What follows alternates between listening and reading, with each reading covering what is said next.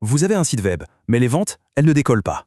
On va décortiquer ensemble comment transformer de simples visiteurs en clients fidèles grâce à un système redoutable, le tunnel de vente en 7 étapes. Alors on va commencer par un scénario que franchement, beaucoup de monde connaît.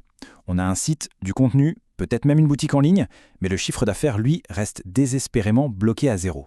C'est frustrant et la raison est souvent la même. Oui, pourquoi est-ce que tant de projets en ligne se plantent aussi vite? Souvent, le vrai problème, ce n'est même pas le produit. Non, le souci, c'est qu'il manque un système pour le vendre. Et la solution, eh bien c'est justement ça, un système, une stratégie bien précise qu'on appelle un tunnel de vente. En gros, c'est un parcours qu'on a balisé pour guider un visiteur pas à pas jusqu'à l'acte d'achat. D'ailleurs, l'image de l'entonnoir, elle est parfaite pour ça. Imaginez, on attire un maximum de monde en haut, dans la partie la plus large, et puis, à chaque étape, on va filtrer un peu plus pour ne garder que les gens vraiment intéressés. Forcément, on perd en quantité, mais ce qu'on gagne en qualité à la fin, c'est énorme. Bon, voilà le programme. On va voir comment cerner le problème, ce que c'est qu'un tunnel, comment attirer les gens, comment les convertir et enfin, comment vendre plus à chaque fois. Allez, on y va. Ok, c'est parti pour la première grande phrase, attirer et capturer. La question est simple. Comment on fait entrer les bonnes personnes dans notre tunnel? Parce que sans ça, la machine ne démarre même pas. C'est le carburant. Alors tout commence avec un duo qui ne se quitte jamais. D'un côté, on offre quelque chose qui a de la valeur et gratuitement. De l'autre, on utilise ce qu'on appelle une page de capture pour l'échanger contre une info qui, elle, est super précieuse, l'adresse email du visiteur. Donc cette première étape, en fait, elle a 2 moments clés. D'abord, il faut jouer les détectives, vraiment comprendre sa cible, c'est quoi ses problèmes, ses peurs. Et ensuite, une fois qu'on a ça, on crée un contenu de grande valeur qui est la solution à son problème le plus urgent. L'étape 2, c'est la porte d'entrée, le portail. C'est une page toute simple, avec un seul but, échanger le contenu gratuit contre une adresse email. Et c'est là, à cet instant précis, qu'un simple visiteur devient un prospect. C'est un changement de statut super important. Bon, on a leur contact. Et après, c'est là que commence le cœur du réacteur, la phase de conversion. Parce que c'est bien d'avoir des prospects, mais maintenant, il faut tisser un lien, construire une relation pour les amener à devenir des clients. Ce chemin vers l'achat, il repose sur 3 piliers. D'abord, une série d'emails pour créer le lien, pour chauffer la relation. Ensuite, une page de vente pour convaincre, pour montrer que notre produit est la solution. Et enfin, une page de commande ultra simple pour qu'il n'y ait aucun obstacle au moment de passer à l'acte. En fait, ces 3 étapes, elles s'emboîtent à la perfection. Les emails, ils créent la confiance. La page de vente, elle crée le désir. Et la page de commande, elle transforme ce désir en achat concret le plus simplement du monde.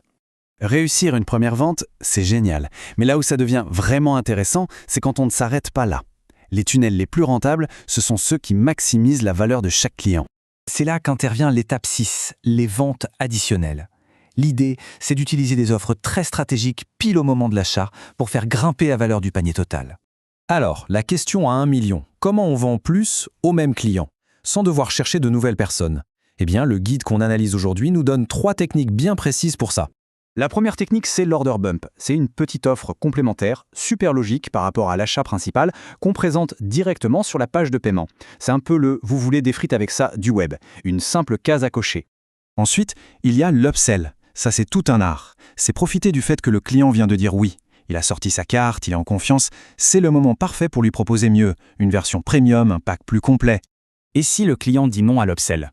Pas de panique, c'est là qu'on sort le downsell. C'est une offre alternative, souvent moins chère, une version un peu plus simple du produit. Le but, c'est de quand même sécuriser une vente additionnelle. C'est une deuxième chance en quelque sorte. Et on arrive à la toute dernière étape, celle qui va boucler la boucle, finaliser l'expérience et idéalement fidéliser le client pour de bon. L'étape 7, c'est la page de remerciement. Son rôle est double. D'abord, elle confirme que tout s'est bien passé, que la commande est validée. Et surtout, elle donne un accès immédiat au produit. C'est super important pour finir l'expérience sur une note très positive.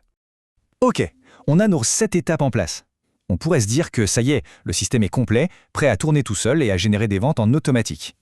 Mais il manque encore un petit quelque chose.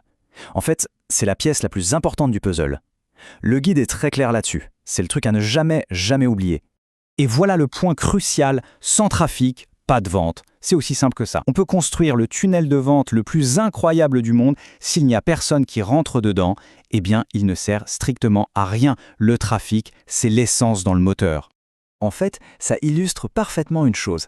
Un tunnel de vente, c'est exactement comme une chaîne. Sa solidité, c'est celle de son maillon le plus faible. De la pub qui amène le trafic jusqu'à la page de remerciement, chaque étape compte. La vraie question à se poser n'est donc pas est-ce que j'ai un tunnel, mais plutôt où se trouve le point de rupture dans mon tunnel? Où est le maillon faible?